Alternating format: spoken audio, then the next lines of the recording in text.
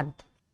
किसान बीज बीज को जमीन में डालता, जैसे मुट्ठी भर डाला और एक बोरा खरीदा, मैंने बोरा भर के काट के लाया, तो बीज जो हो गया वो भाव, क्या हो गया वो भाव, और जो उसके बाद बोरा भर फसल मिली वो हो गया द्रव्य। समझ में? तो एक भाव रूप से होता है, एक द्रव्य रूप से। तो दो रूप से कर्म बन गए। पहले कर्म के दो भेद हो गए। समझ में? अब उसके फिर तीन रूप डाले। कितने रूप डाले? तीन रूप डाले। पहला तो पैसा या बीज, फिर उसके पास जो सब्जियां आदि आई, अब इसको रखने के लिए स्थान चाहिए, या टोकनी चाहिए, या खेत चाहिए, कुछ तो चाहिए ना। वो द्रव्य आ गई तो रखेगा, तो रखने का स्थान है नो कर्म यानी शरीर, शरीर आदि। ये तीसरा रूप बन गया। क्या बन गया? तीन रूप बन गए। तो कर्म के कितने रूप बन गए? पहला कर्म राग द्वेष, दूसरा कर्म ज्ञानावरण आदि, और तीसरा कर्म नोस अर्थात शरीर। तीन रूप से ये कर्म हो गए। कितने रूप से हो गए? तीन रूप से कर्म रहते। अब ये तीन रूप के कर्म का फिर फसल कितनी भी हो सकती है। तो भाव कर्म की तो अपन भेद नहीं कर सकते। क्यों नहीं कर सकते? क्योंकि भाव की इतनी अनंत संख्या है, अपन गिन ही नहीं सकते कि अपने मन में कितने प्रकार के भाव आ गए। राग देश को तो पकड़ सकते कि जो राग देश है, पर कितने प्रकार का राग देश हो गया ये नहीं पकड़ सकते। इसलिए वह अनंत है। अनंत का मतलब है जितने विचार हैं, जितनी सोच है, उतने आपके भाव कर्म हैं। तो भाव कर्म के भेद तो अनंत बन सकते। जितनी आपकी सोच होगी, उतने जितनी तुम्हारी विचार होगी, उतने तुम्हारे भाव कर्म बन सकते। द्रव्य कर्म के भेद जरूर है। तो द्रव्य कर्म के भेद मुख्य रूप से 8 बतलाए। कितने बतलाए? मुख्य रूप से 8। पहला बतलाया ज्ञानावरणी, दूसरा बतलाया दर्शनावरणी, तीसरा बतलाया वेदनी, चौथा मोहिनी, पांचवा आयु, छठा नाम, सातवां गोत्र और आठवां अंतर। ये 8। अब इन 8 के मुख्य रूप से 2 भेद है। कितने भेद हैं? 2 रूप है, घातीय कर्म और अघातीय कर्म। कितने होंगे? इन 8 के मुख्य रूप से 2 भेद है। कितने हैं? घातीय कर्म और अघातीय। तो कौन से घातीय हैं और कौन से अघातीय हैं? तो ज्ञानावरणी, दर्शनावरणी, मोहिनी और अंतरा ये घातीय है। वेदनी, आयु, नाम, गोत्र ये 4 अघातीय है। घातीय क्या चीज है?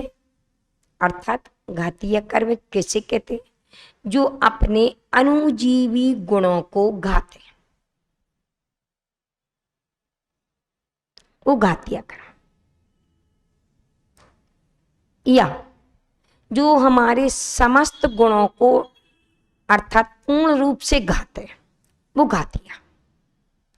गुणों को पूर्ण रूप से घाते, वो घातीय। अघातीय किसे कहते? जो एक देश गुणों को घाते, वो अघातीय। या प्रतिजीवी गुणों को घाते,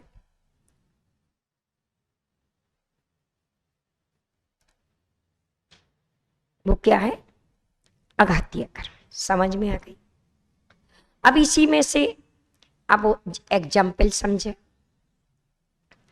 जैसे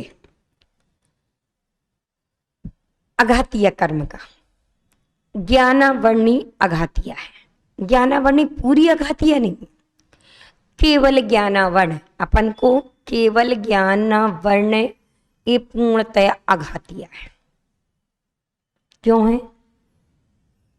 क्योंकि अपन का केवल ज्ञान नहीं हो रहा ना, घटा है ना, पूरा अंश भी नहीं है ना। मत ज्ञान तो है, श्रुत ज्ञान तो है, अवधि ज्ञान भी हो सकता, मनापर्याय भी हो सकता, लेकिन केवल ज्ञान। इसलिए केवल ज्ञानावर्ण। अब इसमें सर्वघाती और देशघाती घटा सकते हैं। अघातीय कर्म में दो भेद बन सकते हैं। कितने भेद सकते? अघातीय कर्म के दो भेद हो गए, सर्वघाती और देशघाती। तो सर्वघाती जो अनुजीवी गुणों को घाते वो सर्वघाती, और जो प्रतिजीवी गुणों को घाते वो देशघाती। देशघाती तो अघातीय कर्म भी है, प्रतिजीवी गुणों को घात करने, ये भी है देशघाती। देशघाती को मतलब एक देश घाते। तो यहां पर एक देश घातने का अर्थ समझे और सर्वदेश घातने को अर्थ समझे। अब जैसे सर्वघाती प्रकृतियां कितनी हैं? 21। कितनी है? 21। कौन कौन सी हैं? तो अब देखिए, अघातीय कर्म में दो भेद बनाए। कौन कौन से? सर्वघाती और देशघाती। अघातीय कर्म नहीं, घातीय कर्म की। अघातीय में तो अपने आप में एक देश बना है। तो अभी सर्वघाती का पूरा दृष्टांत समझे, फिर से समझे एक बार दोबारा। कर्म के मूल रूप में एक भेद, फिर दो भेद, फिर तीन भेद। समझ? अब जो दो भेद थे उसमें से देशघाती यानी कि द्रव्य कर्म, तो द्रव्य कर्म के 8 भेद। अब उन 8 भेद में से दोनों को डिवाइड किया, दो भेद बनाए, घातीय कर्म और अघातीय कर्म। तो 4 घातीय हैं और 4 अघातीय हैं, ये जान लें। अब घातीय कर्म के भी दो भेद, देशघाती और सर्वघाती। समझ? अब सर्वघाती के कितने भेद? 21 भेद। कितने भेद? 21 भेद।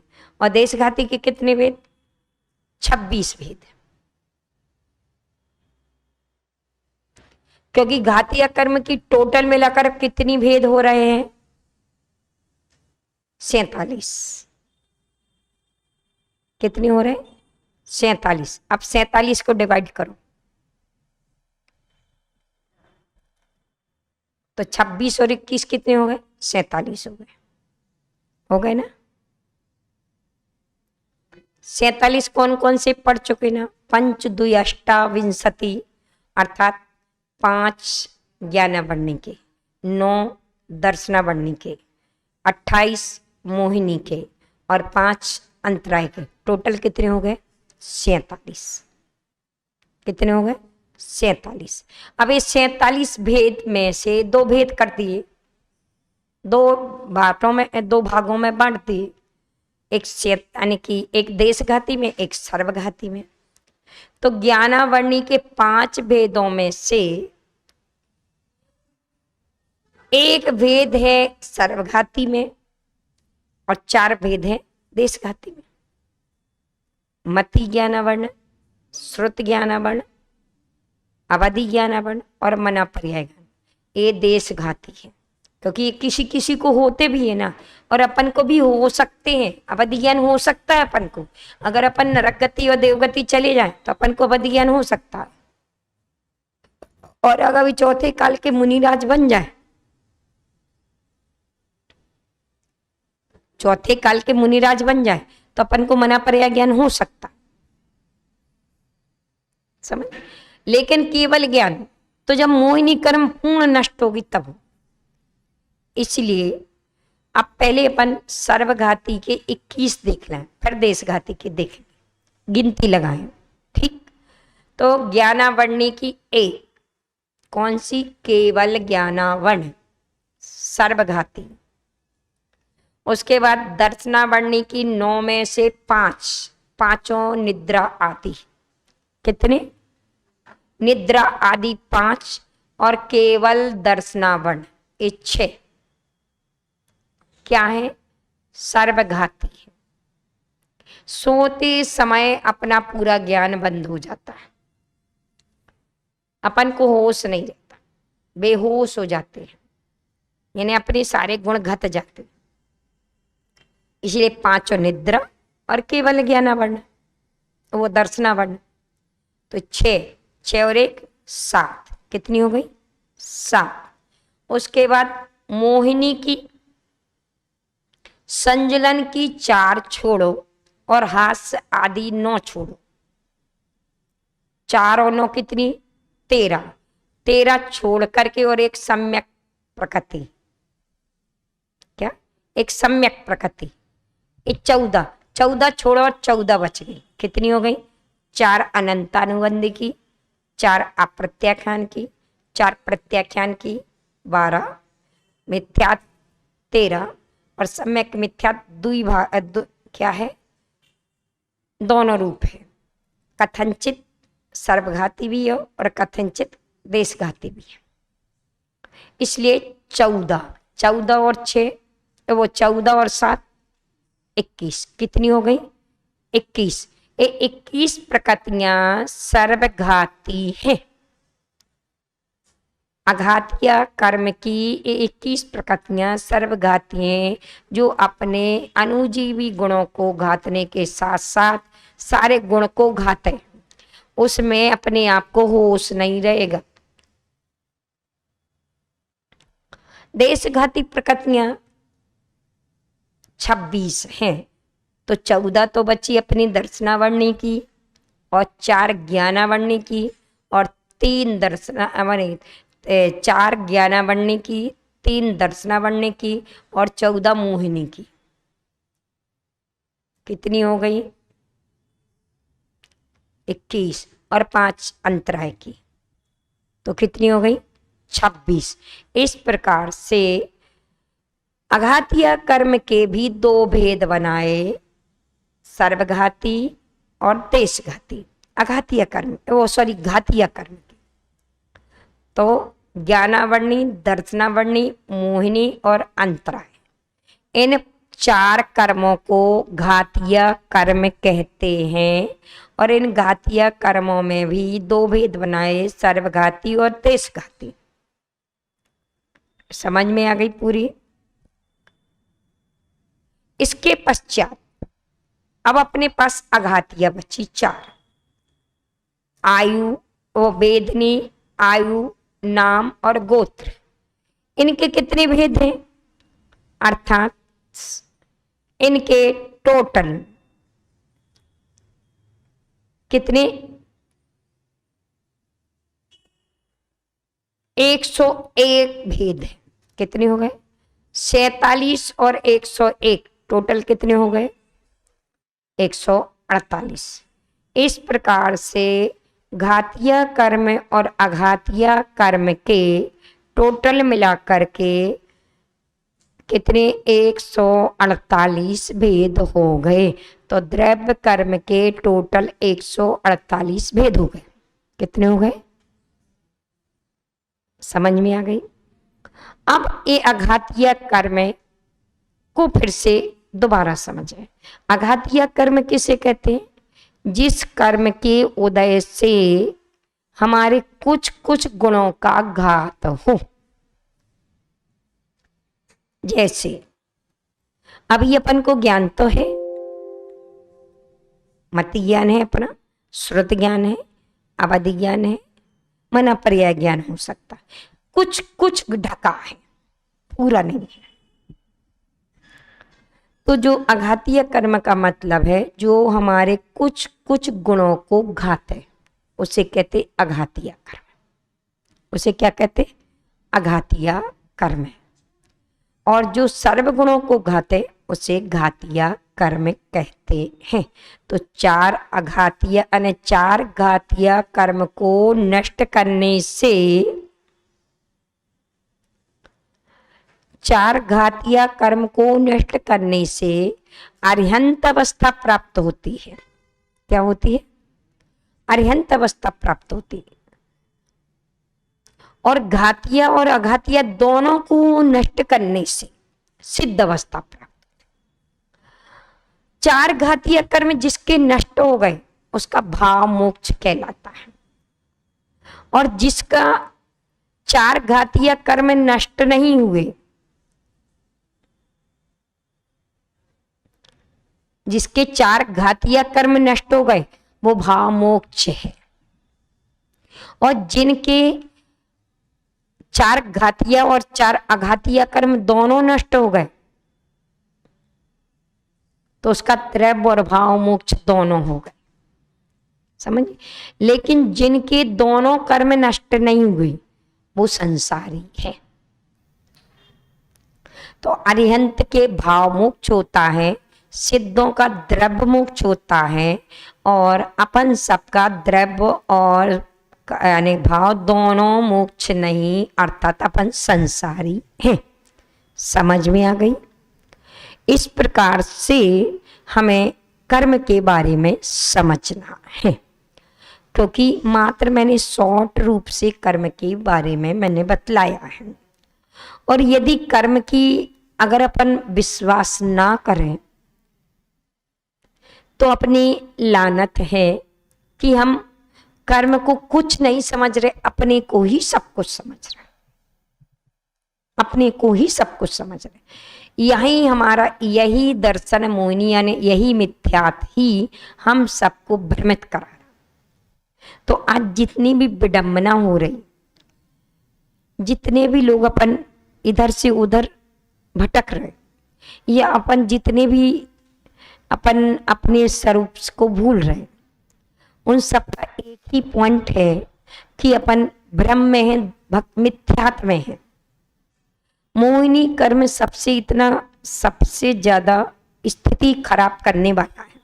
अब इनकी अगर थोड़ी सी अपन द्रव्य कर्म भाव कर्म की तो मैंने तुम्हें परिभाषा बतला दी। तो द्रव्य कर्म भाव कर्म किसे कहते हैं ये समझ लिया, अर्थात राग द्वेष रूप परिणामों का नाम भाव है।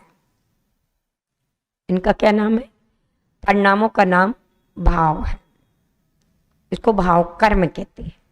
और ज्ञानावरण आदि जोड़ करके जो अपन ने अपनी आत्मा में रख लिया है वो द्रव्य है। तो मैंने दिया ना कि अपन पैसे जो लेकर के खरीदने गए, तो पैसा जो अपना है और वो खरीदने के जो भाव बने वो भाव कर्म है। और उसका से खरीद करके जो लेके आए, क्या करके आए? जो लेके आए वो क्या है? अपना द्रव्य है। बात समझ में आ गई? अब उस द्रव्य को काहे में रखें? शरीर। तो शरीर को नो कर्म कहते हैं। किसको? ज्ञान दर्शन का रखने का नो यानी कि नो कर्म क्या कहलाता है? यानी कि पात्र। क्या कहलाता है? पात्र। आ गए ना? जैसे दूध को रखने का पात्र है, लोटा ले लो, गिलास ले लो, भगोनी ले लो, कोई भी चीज ले लो, रखते ना। उसी प्रकार से हम द्रव्य कर्म को कैसे रखें और भाव कर्म को कैसे रखें? तो नो कर्म में रखें। नो कर्म यानी शरीर में ही रख पाओगे। समझ में आ गई? तो ये तीन तो भेद समझ में आ गए। अब जो द्रव्य कर्म जोड़ी है वो कौन सी वैरायटी की है? प्रश्न खड़ा है। तो वो 8 वैरायटी की है। कितनी वैरायटी की? 8 स्वभाव वाली है। तो 8 स्वभाव कौन कौन सा स्वभाव है उसका? पहला है ज्ञानावर्णी। पहला स्वभाव कौन सा है? ज्ञान गुण को जो घाते, अर्थात ज्ञान गुण को घाते नहीं, जो ज्ञान गुण पर आवरण डाले।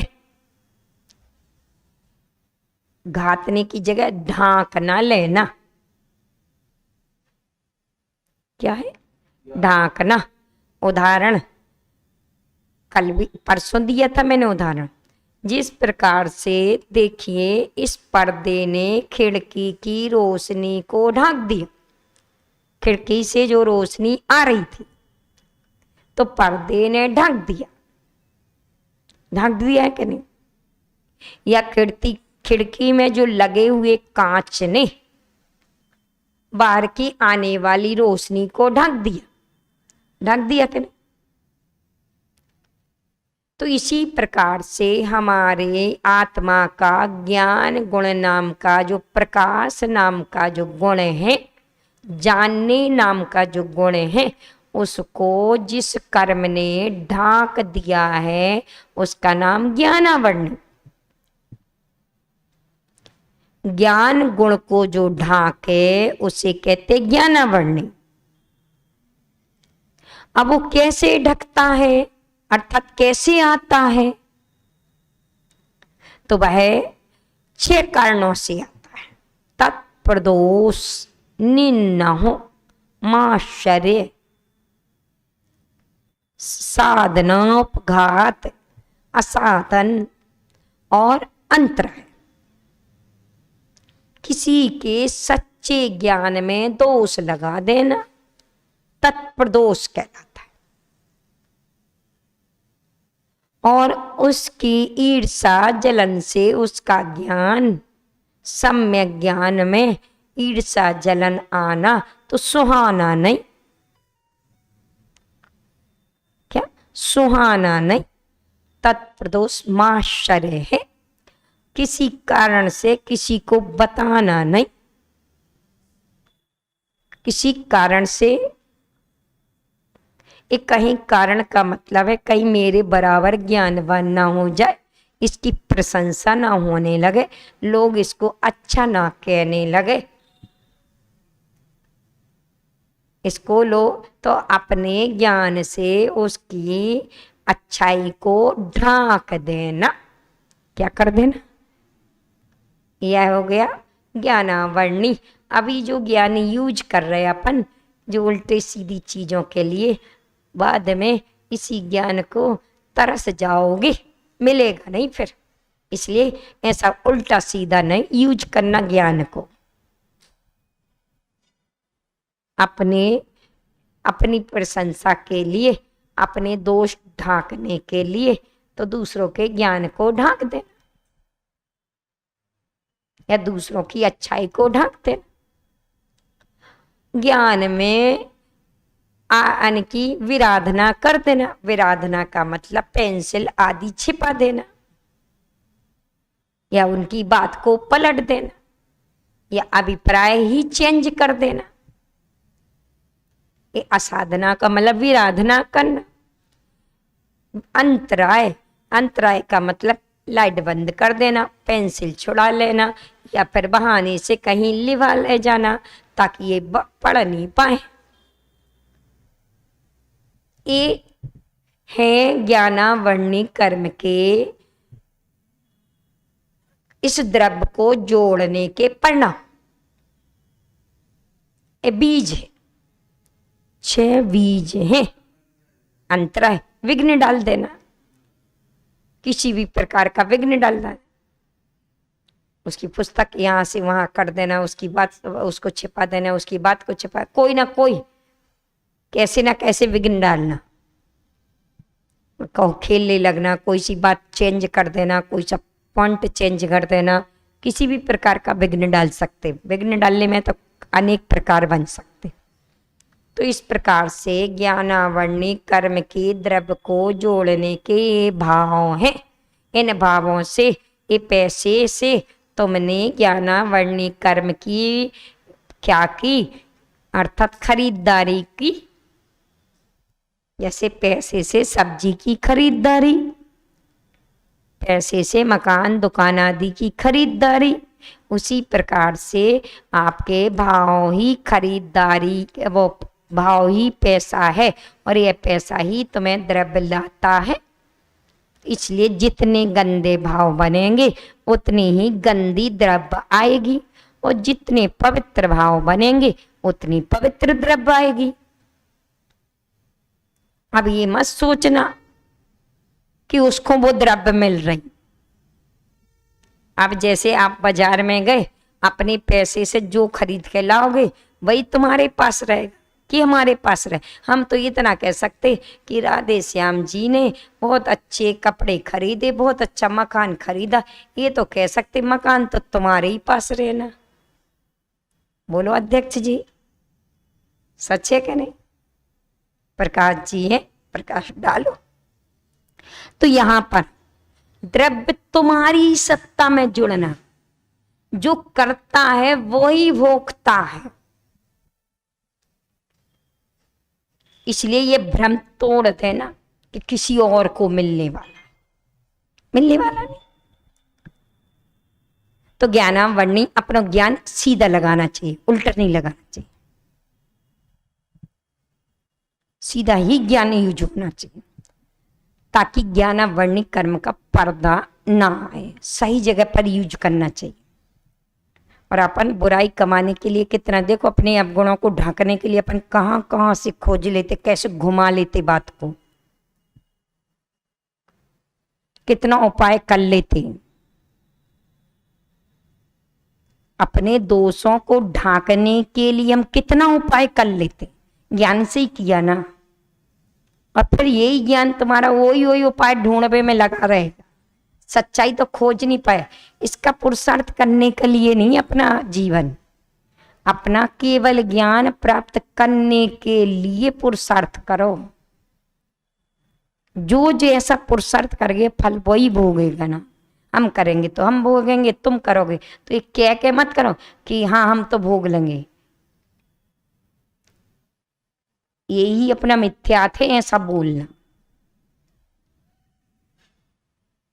ये अपने अवगुणों को ढांकने के लिए शब्द यूज किया जाता। प्रति उत्तर देना मतलब ये अपने ज्ञान को ढांकने की अशिष्टाचार, शिष्टाचार नहीं कि कोई यानी मिथ्या दृष्टि का भाव तो यही होता है कि या लड़े या ऊंगे या उठ के घर जाए, तीन ही उसकी विशेषताएं होती।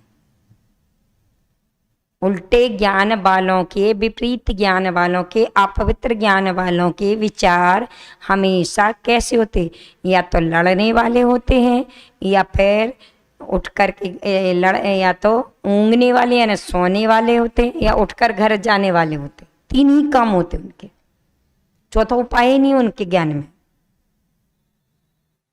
तो ज्ञानावरणी कर्म ऐसे जोड़ते। दर्शनावरणी किसे कहते हैं? तो दर्शनावरणी का मतलब है जो दर्शन गुण पर आवरण डाले, अर्थात ढांक वन की आवरण का मतलब ब्रेक लगाए, दर्शन ना होने दे। जैसे पट यानी दरवाजा, दरवाजे बंद कर दो तो माता जी के दर्शन नहीं होंगे, दरवाजे बंद कर दो तो भगवान के दर्शन नहीं होंगे। ढक्कन बंद कर दो तो ढक्कन के अंदर की चीज दिखेंगी नहीं। डिब्बा का ढक्कन बंद कर दो तो उसके अंदर की वस्तु दिखेंगी नहीं। तो पर्दे में तो ढांकना है और पट्ट में दरवाजे बंद यानी कि क्या दर्शन नहीं होना या दर्शन नहीं मिलना।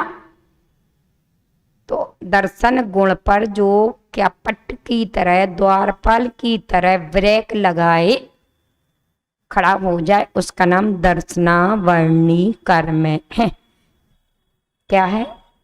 अब इसके भी कैसे आते हैं? तो जो 6 कारण मैंने अभी ज्ञानावरणी के कहे वही दर्शनावरणी के।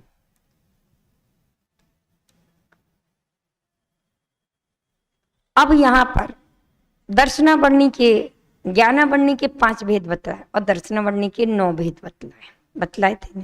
तो दर्शनावरणी की रूप यह है वेदनी।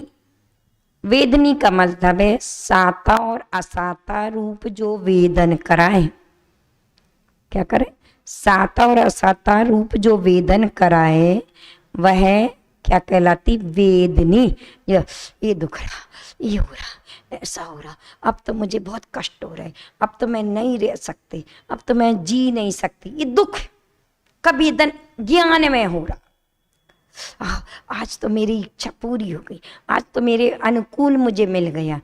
इस सातवरा साता रूप जो वेदन कर रहा आपका ज्ञान, ये वेदनी कर्म है, आत्मा नहीं। एक कर्म करा रहा है। देखिए, यदि शरीर में कष्ट होता तो इतने सारे मुनिराज, 5 पांडव को लोहे के आभूषण, वो भी आग से गर्म, फिर भी जले नहीं उनका शरीर, जला नहीं। गज कुमार मुनि के सिर पर सिगड़ी, फिर भी वह जला नहीं। क्यों नहीं जला? शरीर को तो जलना चाहिए, जलना चाहिए ना, अपन तो जलना चाहिए। अरे अगर मन में मनोबल है ना, तो ऊपर से भले कितना भी जला दिखे, पर जला शरीर नहीं होगा आपका। क्योंकि ज्ञान दर्शन के रखने को स्थान है। अगर ज्ञान दर्शन सही है तो जो काय को जलेगा, समझ में? जिनका ज्ञान दर्शन सो जाता है उनका शरीर जलता है, उनको ही कष्ट होता है। जो वेदनी कर्म से वेदन करते, वेदनी कर्म से का वेदन होना। जितने भी, अब जैसे देखिए पारसनाथ भगवान को इतने ओले सोले तड़पानी, तो इनके एक्सीडेंट होना चाहिए, उनके छेद आदि होना चाहिए, उनके कटे हुए वो होना चाहिए, क्योंकि पत्थर डाले ना कुछ भी नहीं हुआ ना। और एक दिन नहीं, सीधे 7-7 दिन तक करते रहे ना, फिर उनको नहीं हुआ ना। और अपना तो तनक सा थोड़ा सा खून निकल जाता, तो ये खून तुम्हें दिख रहा है, अपन देख रहे सो, ये अपनी वेदनी वेदन करवा रही, इसलिए अपना खून निकल रहा। और यदि अपन देखे नहीं तो वो बहता रहे, फिर भी ज्यों करते हो जुड़ता रहेगा। अपना ज्ञान यदि शरीर पर ना पहुंचे तो फिर आत्मा में, क्योंकि ध्यान करने वाले जीव यथा यथा समायतौ तत्वम तत् विषया तत्वम उत्तमम, अर्थात जो यथा यथा संवृतौ, जैसे जैसे वह तत्व के निकट होता है तो शरीर भी 5 इंद्रियों के विषय से उतना दूर हो जाता, तो उसको शरीर आदि की पर्याय नहीं। तो बस बुर्वन्नपि न भूते गच्छन्नपि न गच्छति, खाते हुए भी खाता नहीं, बोलता हुआ बोलता नहीं, चलता हुआ चलता नहीं। अगर कोई सोचता नहीं तो उसको का होश? बोलो शिका, कुछ होश नहीं। फिर ऐसी स्थिति किनकी होती? या तो शुद्धोपयोगी, ऐसे ही होती ना। तो वेदन जो करवाता वो वेदनी कर्म अपने ज्ञान में वेदन करवाता है, और मोहिनी कहता जी अपना है जी पराया है, ये भेद कर देता है, ये राग द्वेष करवा देता। तो वेदनी, इस प्रकार से वेदनी का अर्थ समझना। अरिहंत भगवान को भी वेदनी है, सातवरा साता, लेकिन मोहिनी नहीं तो आती और चली जाती। जैसे अपन जिस गाड़ी में अपन को नहीं बैठना है तो कितनी भी गाड़ी निकल जाए, लेकिन जिस पे बैठना है तो गाड़ी दिखती, इतनी बजे आना थी, इतनी बजे तक नहीं आई, अभी तक नहीं आई। अगर कोई को आना है तो कितना इंतजार है, ये गाड़ी आ जाए, ये गाड़ी कब आएगा कब आएगा कब आएगा कब आएगा। ये राग बताता है तुम्हें कब आएगा बोलो। और राग ना हो, आ जाओ और चले जाओ, कोई मतलब नहीं। उस गाड़ी को कभी ढूंढते हो? पहले के जमाने में राग होता था तो चिट्ठी आई चिट्ठी आई चिट्ठी आई करते थे, खत आया आया आया, तो ये राग खींचता है। ये मोहिनी कर्म ही खींचती है शरीर की ओर, इच्छाओं की ओर। और सबसे खतरनाक है मोहिनी। अब इस मोहिनी के बारे में अपन कल समझेंगे, क्योंकि कर्म 8 कर्मों के बाद और आगे का कर्म जानना। अब अपन इस दर्शन मोहिनी के बारे में समझते हैं स्वाध्याय में।